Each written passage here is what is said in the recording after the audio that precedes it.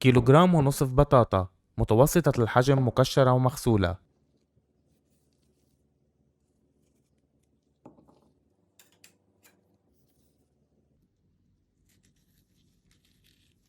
تنكر حبات البطاطا بالمنقار ويجوف داخلها بحيث يكون سمك القشرة 1 سنتيمتر.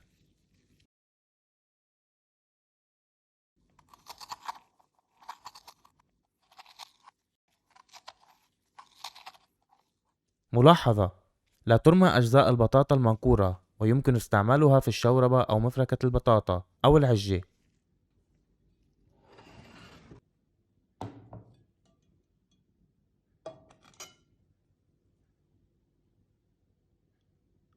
كوبان زيت يوضع على نار متوسطة ويترك حتى يحمى. تحمر حبات البطاطا ثم ترفع من الزيت وتوضع جانبا حتى تبرد.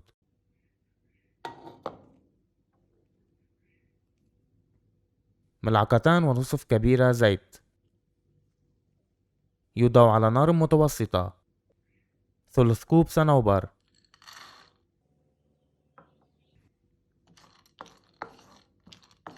يقلب حتى يحمر ثم يصفى ويوضع في طبق جانبا. نصف كوب بصل مفروم.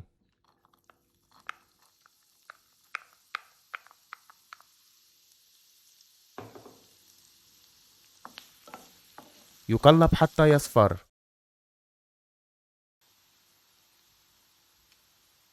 3 أكواب لحم مفروم ناعم. يقلب حتى ينضج.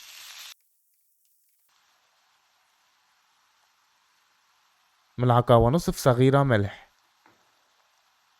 نصف ملعقة صغيرة بهار حلو. نصف ملعقة صغيرة قرفة مطحونة. يقلب حوالي 5 دقائق.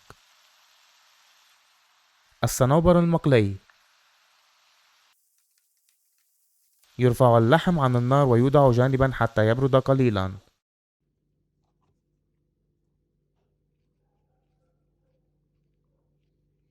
تحشى حبات البطاطا إلى العمق.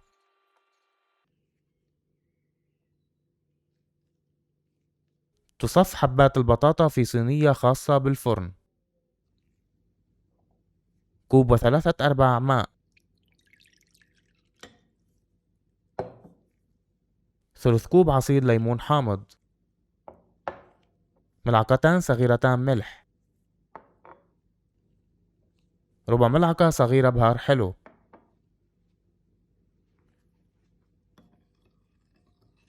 يحرك حتى يذوب الملح.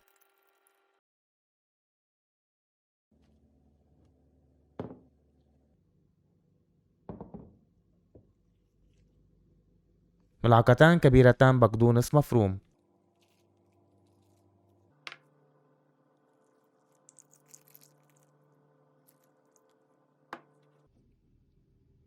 توضع الصينية في فرن محمى مسبقا على حرارة 200 درجة حوالي 20 دقيقة. تقدم البطاطا المحشوة ساخنة مع الأرز.